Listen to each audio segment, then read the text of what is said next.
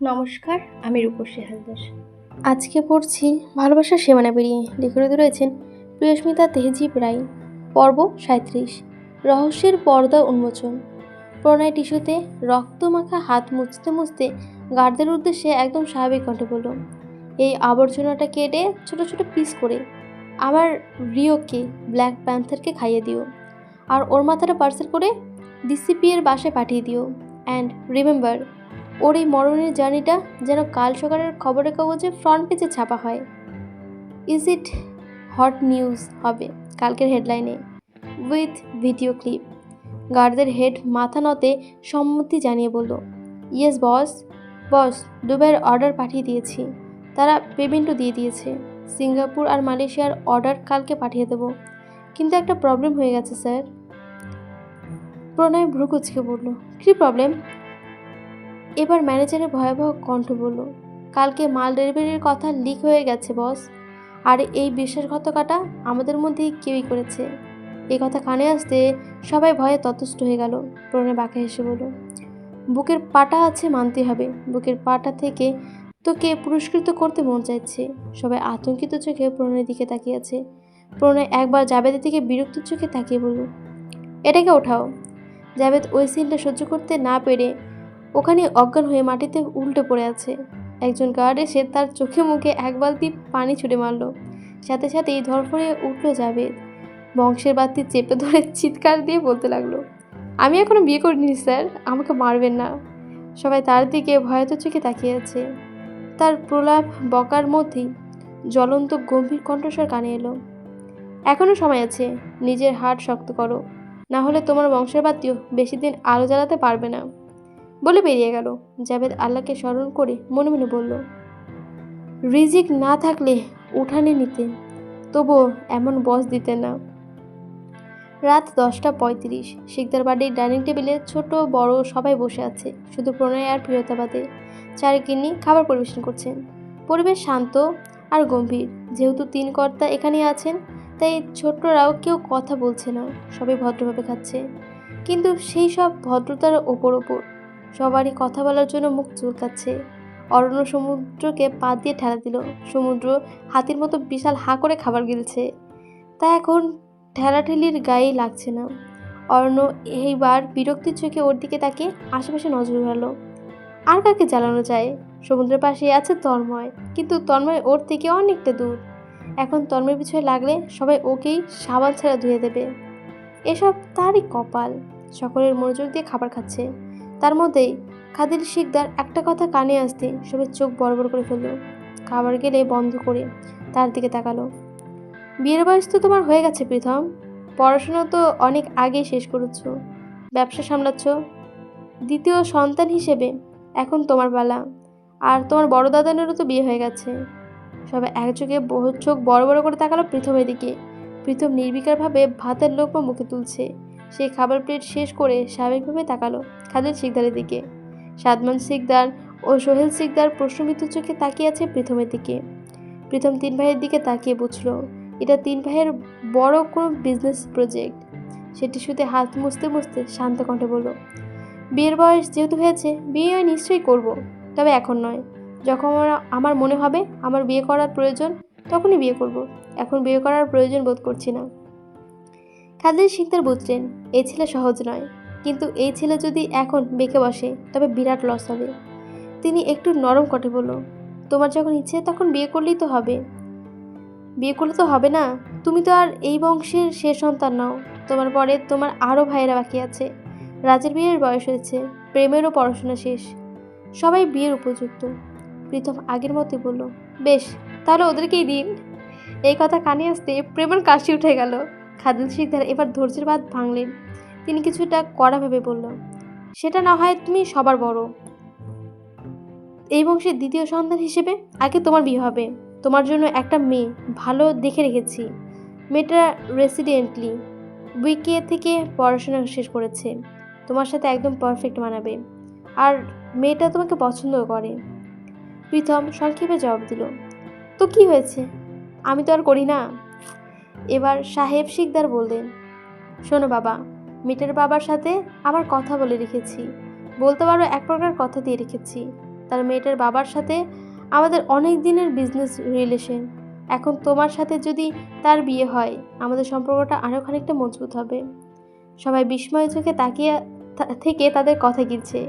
প্রীতম এবার আর স্বাভাবিক থাকতে পারল না, কিছু ক্ষিপ্ত কণ্ঠে জবাব দিল, আমার জীবনটা আপনাদের বিজনেস ডিল না, পার্সোনাল প্রপার্টি নয় যে আপনারা যাকে বলবেন আমি তাকেই বিয়ে করব।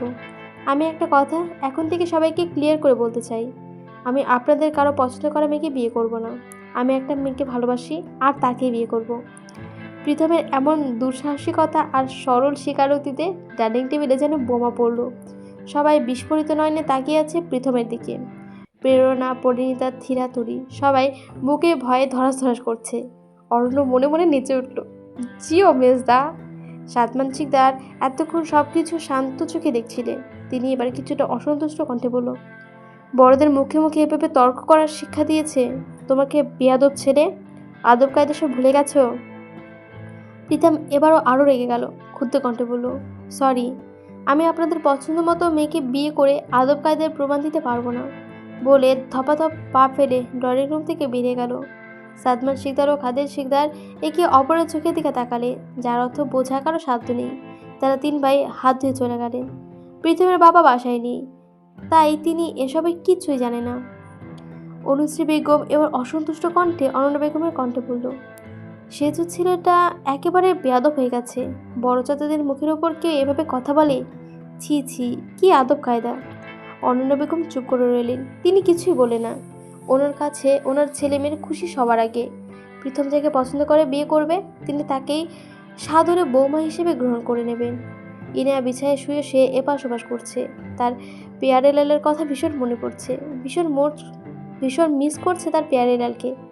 তাই তার মনকে বেশি কষ্ট দিল না। দ্রুত শোয়া থেকে উঠে বসে প্রীতমের নাম্বারে ফোন লাগালো। কিছুক্ষণ রিং হওয়ার পর ফোন রিসিভ হলো। ইনায়া মিষ্টি কণ্ঠে সালাম দিল। প্রীতম দুষ্টু এসে সালামের উত্তর দিয়ে বলল, কি ব্যাপার, রসগোল্লা খাওয়াতে ফোন করেছো বুঝি? ইনায়া লজ্জা পেয়ে গেল। সে বুঝে পায় না এই লোকটা এত লুচ্চে কীভাবে হলো। সে মিষ্টি কণ্ঠে জবাব দিল, আপনাকে মিস করছি। সত্যি? তাহলে অপেক্ষা করো, আসছি। এই শোনেন। আর কিছু বলার আগেই ফোন কুট করে কেটে দিয়েছে। ইনায়া এবার মাইকা চাপা পড়ে গেছে।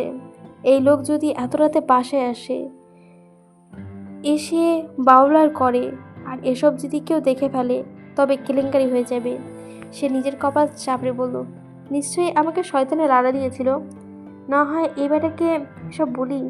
হায় আল্লাহ, আমার মানুষটাকে একটু ধৈর্য ধারণ দাও, একটু শান্ত থাকার তৌফিক দাও। এত উত্তেজিত লোক আমি সামলাতে পারবো না। রাত 11টা। আদি বসে বসে কলেজের আনসার শিট চেক করছে। চাকরিটা পাওয়ার পর থেকে আজকাল আর নিজেকে একটু সময় দেওয়ার সুযোগ হয় না তার। বাড়ির একমাত্র ছেলে সে, কত দায়িত্ব তার, বিশ্রাম নেওয়ার সময় কই। আবিদের আম্মু আমিনা বেগম 1 ঘন্টা যাবৎ রান্নাঘর থেকে হাঁক দিচ্ছেন, আব্বু ভাত খেতে আয়, তারপর কাজ কর। কিন্তু এসব কথা আবিদের কানে পৌঁছানোর আগেই তারপর তো সে চশমার কোণা ঠেলে মনোযোগ দিয়ে খাতার মাগ বসাচ্ছে। আমিনা বেগম এবার বিরক্ত হয়ে খাবার নিয়ে ঘরে চলে এলেন। ছেলের দিকে মায়া ভরা চোখে তাকালেন। ওনার ছেলেটা যে কত পরিশ্রম করে তা তিনি ভালোই বুঝতে পারেন। মা হিসেবে কষ্ট পান, কিন্তু তিনি আর কী বা করবেন? বাধ্য দেওয়ার সামর্থ্য যে তার নেই। একটা মাত্র ছেলে ওনার, সে না করলে আর কে বা করবে এসব? তিনি খাবারের খাতাটা নিয়ে ছেলের সামনে গিয়ে বসলেন।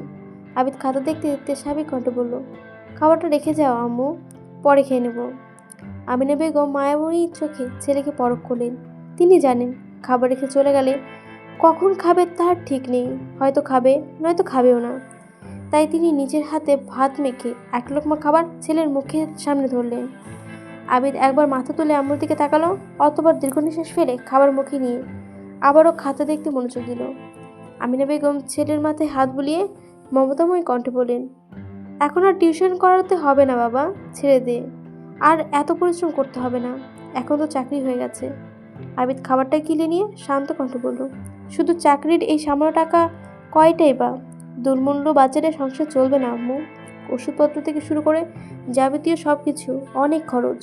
টিউশন করিয়ে যা পাই তার সব মিলিয়ে ভালো মতো চলতে পারি। একটা চাকরির ওপর ভরসা করে একটা পরিবার চলে না আম্মু। আমিনা বেগম দীর্ঘ নিঃশ্বাস ফেললেন। তুমি খেয়েছো আম্মু? আমিনা বেগম ছেলের মুখে ভাত তুলে দিয়ে ছোট্ট করে বললেন, হুম। আব্বুকে ডাক্তার দেখিয়েছিলে? কি বলেছেন ডাক্তার? আমিনা বেগমের চোখের পানি চলে এলো। তিনি এই কথাটা ছেলেকে কিভাবে বলবেন? ডাক্তার অপারেশন কথা বলেছেন, তাই না আম্মু? কত টাকা লাগবে? থমকে গেলেন আমিনা বেগম। আবিদ বলল, সংকোচ করো না আম্মু, আমি তোমার ছেলে। তোমাকে অনেক কষ্ট করে মানুষ করেছো তোমরা। আমার গায়ের চামড়া দিয়ে জুতো বানিয়ে পড়লেও তোমার ঋণ শোধ হবে না। আর যেখানে তুমি আমাকে কিছু বলতেই চাও না। আমিনা বেগম আঁচল দিয়ে মুখ চেপে কেঁদে উঠলেন।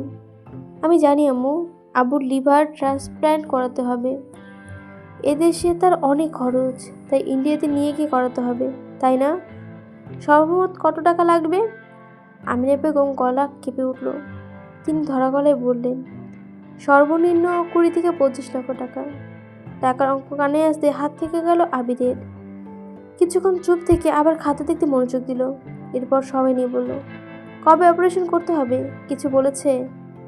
2 মাস পর। ঠিক আছে, আর যা যা টেস্ট লাগে কালকে করিয়ে নিও। আমিনা বেগম মাথা নেড়ে চলে যেতে নিলেন। আবিদ পেছন থেকে আম্মুর হাত ধরে ফেলল। তিনি আবারও পেছন ফিরে তাকালেন।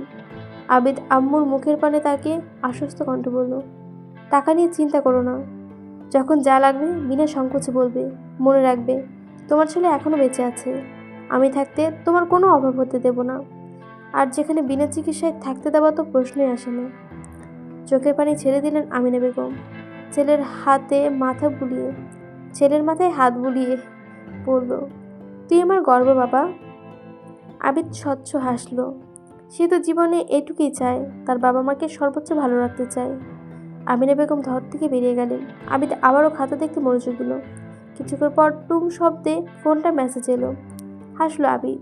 ফোন হাতে নিয়ে মেসেজটা ওপেন করতে তার হাসি মিলিয়ে গেল, বুক কেঁপে উঠল। 1-2 লাইনের মেসেজটা এমন ছিল, এখনও সময় আছে।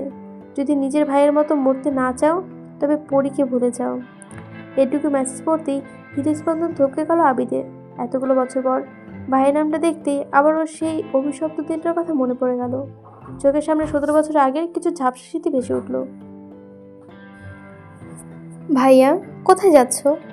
আদিল হেসে ছোট ভাইকে সাইকেলে তুলে নিয়ে বলল, চল ঘুরতে যাচ্ছি, তুইও যাবি। আমিনা বেগম পেছন থেকে বারণ করে বললেন, কোথাও যাবে না দুইজন। কিন্তু তারা 2 ভাই আম্মুর কথা শোনার অপেক্ষা করলো না। সাইকেল টেনে চলে গেল। গ্রামের আঁকাবাঁকা মেঠোপথ। 2 ভাই খিলখিল করে হাসছে। অনেকটা জায়গা পেরিয়ে সাইকেলটা একটা বড় মাঠের সামনে যেতেই আচমকা একটা বড় গাড়ি এসে তাদের সাইকেলটাকে ধাক্কা দিল। 2 ভাই উল্টে পড়ে যায় পাশের মাঠে। তৎক্ষণাৎ গাড়ি থেকে নেমে আসে 10 জন কালো মাস্ক পরা বিশাল দেহী লোক এবং সাদা পাঞ্জাবি পরিহিত ভদ্রলোক। কালো পোশাক পরা লোকগুলো আবিদের চোখের সামনে তার বড় ভাইকে টেনে নিয়ে যায়। 9 বছরের আবিদ বাধা দিতে চাইলে একজন তাকে শক্ত করে আটকে ফেলে। তার চোখের সামনে তার ভাইকে নির্মমভাবে মারতে থাকে। সেদিন সেই লোকগুলোর কাছে অনেক কেঁদে আকুতি মিনতি করেছিল, কিন্তু সেই লোকগুলো তার একটা কথাও শোনেনি। তার ভাই চিৎকার করছিল, আজও কানে বাজে সেই করুণ চিৎকার। অনেক মারার পর সেই ভদ্রলোক এগিয়ে যায় তার ভাইয়ের কাছে। জীবিত অবস্থায় তার বইয়ের বুক কেটে কলিজা টেনে ছিঁড়ে নেয়। এতটুকু মনে করতেই ধরফড়িয়ে উঠল আবিদ। 17 বছর আগের সেই দিনটা আজও স্পষ্টভাবে মনে পড়ে। মাঝে মাঝে দুঃস্বপ্ন হয়ে ঘুমাতে পারে না সে। চোখে মুখে আবারও দেখলো মেসেজটা সে। অতঃপর তাচ্ছিল হাসে নাম্বারটা ব্লক করে দিল। গাড়িতে ঢুকে একটা ছবি ওপেন করে চোখের সামনে দিল। বাদামি চোখের পার্পল শাড়ি পরিহিত এত অসুন্দরী রমণী। এই ছবিটার দিকে তাকিয়ে থাকতে থাকতে আনমনে বলল, ওরা সব জেনে গেছে পরি, তবে তুমি চিন্তা করো না, তোমার মাস্টারমশাই না মরা পর্যন্ত তোমার হাত ছাড়বে না। এটা বলার অপেক্ষা রাখে না যে আমার অবস্থান আমার ভাইয়ের থেকেও খারাপ হবে। তবে তোমায় হারিয়ে এই জীবনে বাঁচার চেয়ে তোমার ভালোবাসে মৃত্যুকে আপন করে নেওয়া আমার জন্য পরম সুখের হবে। আমি তো প্রথম দিন থেকেই জানতাম আমাকে মরতে হবে, মৃত্যু আসবে জেনেই তো তোমায় ভালোবেসেছি। তুমি আমার সুখের অসুখ পাখি। এই নিঃস্ব পৃথিবীতে তুমি আমার সব। আজ বুঝি সেদিন ভাইকে মরতে দেখেছি, কিন্তু আফসোস করতে পারিনি। না জানি কার অপরাধের মূল্য তাকে জীবন দিয়ে চুকাতে হয়েছে, কিন্তু আমি তো সেই একই অপরাধ জেনে শুনে করেছি। আমাকে ভালোবাসার অপরাধে তোমার মাস্টারমশাইয়ের মৃত্যুদণ্ড হবে। ব্যাপারটা আশ্চর্যজনক নয়। তবে যাই হয়ে যাক পড়ি, তুমি শুধু আমার হাত ধরে থেকো। প্রীতম আসবে বলে লাপাত হয়ে গেছে। ইনায়া অনেকক্ষণ অপেক্ষা করতে করতে নিজের অজান্তে ঘুমিয়ে পড়েছে। কিন্তু বেশ অনেকক্ষণ থেকেই তারা ষষ্ঠ ইন্দ্র জানিয়ে দিচ্ছে কেউ তার দিকে অপলক চেয়ে আছে। ইনায়া ঘুমের মধ্যে ডিস্টার্ব ফিল করলো।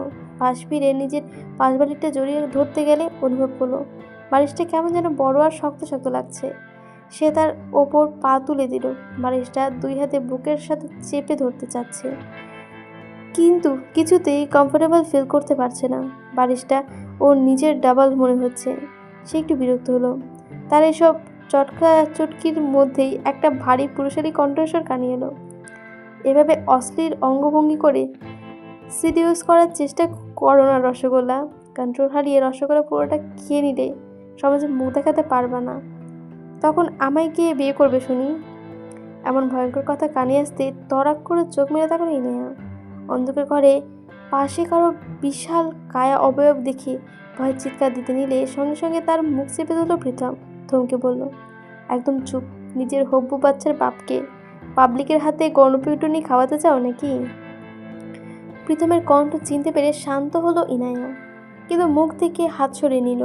এবার প্রীতম ইনায়ের দিকে আর একটু চেপে বসে ফিসফিস করে বলল, আসছি, এখন দাও। ইনায়া ভ্রু কুঁচকে গেল। মুখের ওপর থেকে হাত সরিয়ে বিস্ময়ে সমেত কণ্ঠে বলল, কি দেব? ইনার কথায় প্রীতমের চোখে মুখে দুষ্টুমি খেলে গেল। সে ঝটপট বিছানা থেকে উঠে পড়ল। ইনায়া কিছু বোঝে ওঠার আগেই তাকে কোলে তুলে নিল। ইনায়া চমকে উঠে বলল, এই কি করছেন? আব্বু দেখে ফেলবে, ছাড়ুন। প্রীতম ডোন্ট কেয়ার ভাব নিয়ে বলল, হু কেয়ার্স, তোমার বাপরে কে ভয় পায়? বলে ইনায়াকে নিয়ে বাড়ি থেকে বেরিয়ে গেল। গাড়িতে বসিয়ে নিয়ে নিজের গাড়িতে বসতে বসতে বলল, ডেকে যখন এনেছো তখন এমনি এমনি তো আর চলে যাওয়া যেতে পারি না। My dear rasgulla. ইনায়া আহম্মক হয়ে গেল। আমি কখন ডাকলাম আপনাকে?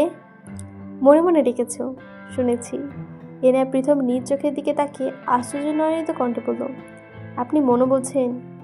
প্রীতম তার নরম গলায় স্লাইড করতে করতে বলল, হার্ট টু হার্ট, চুম্বকীয় কানেকশন বেবি। এখন স্পেশাল রসগোল্লা টেস্ট করাও। ইনায়া ভ্রু বাঁকিয়ে সন্দেহ ভরা কণ্ঠে বলল, এই যে সারাদিন রসগোল্লা রসগোল্লা মুখে মেলা তোলেন, পরে খেয়ে ছেড়ে দেবেন না তো? প্রীতম ইনায়ার ঘাড়ের নখ ঘষতে ঘষতে হাসি টেনে বলল, তোমার কি মনে হয় তোমাকে একবার খেলেই আমার মন ভরে যাবে? We are wrong my dear rasgulla.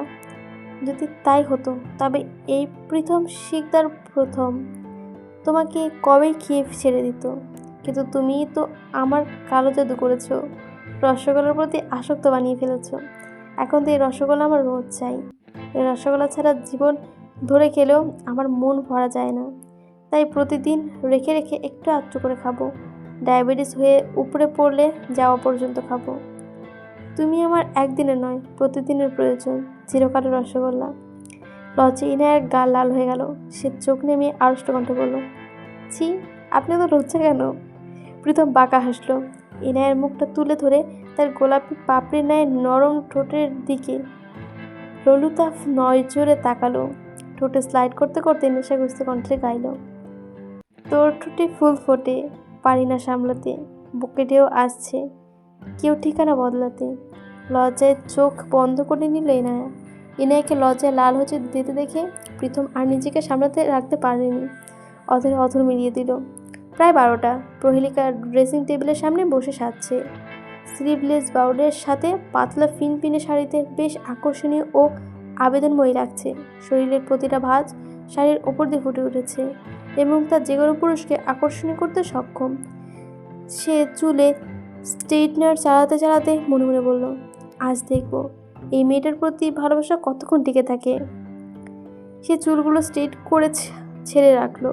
গায়ে পারফিউম দিতে দিতে বলল, আজ তুমি হবে শুধু আমার। তার ভাবনার মাঝেই দরজায় কড়াঘাত হলো। প্রহেলিকা কানে দুল পড়তে পড়তে হাঁক দিয়ে বলল, আসো। দরজা ঠেলে প্রবেশ করলেন শিকদার বাড়ির অনেক পুরনো হেল্পিং হ্যান্ড জুলেখা বানু। হাতে তার কেশর দুধের গ্লাস। তিনি প্রহেলিকার কাছে এসে নরম স্বরে বললেন, বড় আপা, আপনার কেশর দুধ আনছি। প্রহেলিকা বসা থেকে উঠল, হাতে থেকে গ্লাসটা নিতে নিতে বলল, আজ এত দেরি করলেন কেন আপা? জানেন তো এটা ছাড়া আমার রাতে ঘুম আসে না। জুলেখা খালা ফোকলা তাতে হেসে বললেন, বড় আম্মেরে পান সাজিয়ে দিতেছিলাম আপা। প্রহেলিকা ঢকঢক করে গ্লাসটা খালি করে ফেলল। ছোটবেলা থেকে রোজ রাতে এক গ্লাস কেশর দুধ খাবার অভ্যাস প্রহেলিকার। এটা না খেলে তার ঘুমিয়ে আসে না। জুলেখা বানু আবার বললেন, আজ আপনাদের অনেক সুন্দর লাগতেছে আপা। বড় ভাইজান তো দেখলেই বেহুশ হয়ে যাবেন। জুলেখা খালার কথায় লজ্জা পেল প্রহেলিকা। দুধের গ্লাসটা ওনার হাতে দিয়ে বলল, কি যে বলেন না আপা। জুলেখা বানু হেসে চলে গেলেন। প্রহেলিকা মনে মনে বলল, আজকে তাই হবে। প্রহেলিকার ঘরের সব লাইট অফ করে বসে রইল।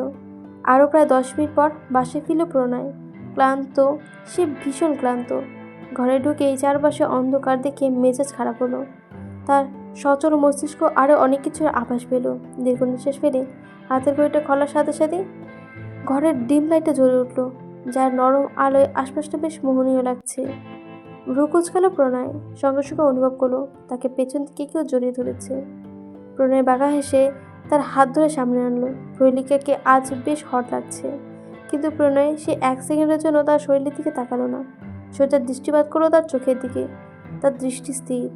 প্রহেলিকা প্রণয়ের গলায় স্লাইড করতে করতে বলল, আমাকে কেমন লাগছে বেবি? প্রণয় বাঁকা হাসলো। প্রহেলিকা আরও ঘনিষ্ঠ হয়ে দাঁড়ালো, মুখের কাছে ঝুঁকে গিয়ে বলল, I want to be very close to you. Will you accept me as a part of your life? প্রণয় তাকে কোলে তুলতে তুলতে বলল, ইয়া শিওর, ওয়াই নট? প্রহেলিকা বাঁকা এসে প্রণয়ের গলা জড়িয়ে ধরল, মনে মনে বলল, রাতের অন্ধকারে সব ভালোবাসাই পালিয়ে যায়। প্রণয় তাকে কোলে নিয়ে বিছানায় শুয়ে দিল। প্রণয়ের গায়ের মেইলি পারফিউমের গন্ধটা প্রহেলিকাকে ভীষণভাবে উত্তেজিত করে তুলছে। সে দ্রুত হাতে প্রণয়ের শার্টের বোতাম খুলে উদ্যত হলো। শুরুর দিক থেকে 4টা বোতাম খুলতেই প্রণয়ের শার্ট থেকে হাত ছুটে বিছানায় পড়ে গেল। প্রহেলিকাকে নিস্তেজ হয়ে পড়ে যেতে দেখে আবারও বাঁকা হাসলো প্রণয়। সে দ্রুত বিছানা থেকে উঠে পড়ল। পাশের ড্রয়ার থেকে গ্লাভস বের করে হাতে পরে নিল। আবার প্রহেলিকার পাশে বসে তার ঠোঁটে লিপস্টিক ডলে দিল, চোখে কাজল লেপটে দিল, চুল এলোমেলো করে দিল। চোখের পরনের সাদা শার্টটা গা থেকে খুলে ফেলে প্রহেলিকার ঠোঁটে ঘষে নিল। অতঃপর শার্টটাও প্রহেলিকার পাশে ছুঁয়ে ফেলল। ড্রেসিং টেবিলের দিক থেকে নিজের রেগুলার ইউজড পারফিউম এনে প্রহেলিকার পুরো গায়ে স্প্রে করে দিল। বিছানা কিছুটা এলোমেলো করে দিল। অতঃপর প্রহেলিকার দিকে তাকিয়ে বাঁকা হেসে বলল, অতি চালাকের গলায় দড়ি ডার্লিং। বলে উঠে পড়ল সে। ওয়ার্ড্রোব থেকে কফি কালারের টি শার্ট বের করে পরে নিল। ওয়ার্ড্রোবের পাশে ড্রয়ার খুলে সেখান থেকে বড় একটা উঁচু খাম বের করলো। একই রকম দেখতে আরও 2টো খাম নিয়ে ঘর থেকে বেরিয়ে গেল। জুলেখা বানু ভয়ে ভয়ে 3 তলার মাঝারি ছাদে দাঁড়িয়ে আছেন। প্রণয় তার দিকে 3টা খাম এগিয়ে দিয়ে বলল, গুড জব, এভাবেই মন দিয়ে কাজ করুন, আরও পাবেন। খাম 3টা হাতে পেতেই জুলেখা বানু চোখ দুটো চকচক করে উঠল। তিনি উচ্ছ্বাসিত কণ্ঠে বলল, অনেক অনেক ধন্যবাদ বড় ভাইজান। প্রণয় তার দিকে তাকিয়ে বাঁকা হেসে বলল, ধন্যবাদ আমার কিছু নেই, এটা তোমার পারিশ্রমিক। তুমি আমার হয়ে কাজ করে যাও, আমরা আরও পাবে, তবে যদি কখনো বিশ্বাসঘাতকতা করার চেষ্টা করো। জুলেখা বানু আটকে উঠলেন, সঙ্গে সঙ্গে বিরোধিতা জানিয়ে বলল, ছি ছি, এ আপনি কি বললেন বড় ভাইজান? আমি আপনার নুন খেয়েছি, আর এই জুলেখা কারণ নুন খেয়ে বিশ্বাসঘাতকতা করে না। প্রণয় পুনরায় বাঁকা হেসে তার দিকে একটা মেডিসিনের বক্স এগিয়ে দিয়ে বলল, শেষ হওয়ার 10 দিন আগে জানাবেন। জুলেখা বানু বক্সটা নিয়ে বললেন, আচ্ছা ভাইজান। প্রণয় তাকে আরও 500 টাকা এক্সট্রা টিপস দিয়ে নিজের ঘরে চলে গেল। জুলেখা বানুর জন্য আজ ঈদের দিন। প্রতি মাসের 1 তারিখ তিনি পুরো লাল হয়ে যান। 1 মাসের অতিরিক্ত রোজগার তার পুরো বছরের বেতনের চেয়ে বেশি। প্রণয় নিজের ল্যাপটপ নিয়ে কালচের ওপর রেখে বসলো। বড় একটা নিঃশ্বাস ফেলে ল্যাপটপ ওপেন করলো। তার বুকের অস্বাভাবিক কম্পনের সৃষ্টি হয়েছে। যে ক্যান্সার উত্থান বিসিআইটি কলেজের ওয়েবসাইটের ওপেন করলো। সেখানে পরিষ্কারভাবে লেখা আছে, অ্যাডমিশনের ফর্ম ফিল আপ। আর মাত্র 2 দিন বাকি। প্রণয়ের হার্ট অনেক স্পিডে বিট করছে, তার হাত কাঁপছে। সে কাঁপা হাতে ফর্ম ফিল আপ করতে লাগলো। সাবজেক্ট, স্ট্রিম সব সিলেক্ট করে মার্কশিটের একটা কপি সাবমিট করে দিল। সঙ্গে অ্যাডমিশন ফিও ক্লিয়ার করে দিল। সব কনফার্ম করে ডানে ক্লিক করতেই প্রণয়ের নিঃশ্বাস আটকে এসেছে। বুকের ভেতর থাকা প্রাণটা ছটফট করতে শুরু করেছে। মন করুণ সুরে মিনতি করে উঠল, এটা কিন্তু তোর নিজের মৃত্যুর প্রথম পদক্ষেপ। এখনো সময় আছে, এমন করিস না। তোকে না দেখে তুই একটা দিনও থাকতে পারবি না, বাঁচতে পারবি না, মরে যাবি, শেষ হয়ে যাবি। মস্তিষ্ক মনের বিরোধিতা করে বলল, যা করছিস তাই কর। ওর কথা শুনবি না, ও তোকে স্বার্থপর বানিয়ে দিচ্ছে। ও চায় না তোর রক্তচোপা ভালো থাকুক, ও তাকে কাঁদতে দেখতে খুশি হয়। এটাই কি ডিসিশন ঠিক? প্রণয়ের বুকের বাম পাশটা তীব্র ব্যথার আবেশে বসে গেছে। হলহল করে মরণ যন্ত্রণার বিষ ছড়িয়ে পড়ছে হৃদয়স্পন্দনে। সে মনের কথা শুনল না, কাপা হাতের ফর্মটা সাবমিট করে দিল। আর সে একদম 100% নিশ্চিত ফর্মটা অ্যাকসেপ্ট হবেই হবে। প্রণয় ল্যাপটপ অফ করে কাউচে মাথা এলিয়ে দিল। বন্ধ চোখে কানের বেয়ে গড়াতে লাগলো তরল অস্ত্র। কলিজা পুড়ছে, সে এখন এই সহ্য করতে পারছে না। তবে সেদিন তো সে মরেই যাবে। কিন্তু এখন সব ভাবলে তো চলবে না। সে যে সিদ্ধান্ত নিয়েছে, এই সিদ্ধান্ত থেকে সে আর পিছু হটবে না। নেক্সট 10 দিনের মধ্যেই কলেজের ফার্স্ট মেরিট লিস্ট পাবলিশ হবে। আর প্রণয় নিশ্চিত সেখানে তার রক্তজবার নাম থাকবেই থাকবে। সে ফোন বের করে প্রিয়তার একটা ছবি ওপেন করলো। চেহারার প্রতি ইঞ্চিতে ইঞ্চিতে অপরিসীম মায়া। প্রণয় ঝাপসা চোখে কিছুক্ষণ ছবিটার দিকে চেয়ে রইল। হঠাৎ তার নজর পড়ল আজকের তারিখের দিকে। সাথে সাথেই প্রণয় হকচকিয়ে গেল। বসা থেকে এক প্রকার লাফিয়ে উঠল। ঘড়ির কাঁটায় তখন প্রায় রাত 1টা। সে দ্রুত দরজা খুলে প্রিয়তার ঘরের দিকে গেল। পর্বটা এখানে শেষ হয়ে গেছে। কেমন হয়েছে অবশ্যই জানাবেন। ভালো লাগলে অবশ্যই লাইক কমেন্ট সাবস্ক্রাইব করে দেবেন। আসছি আজকে, ধন্যবাদ।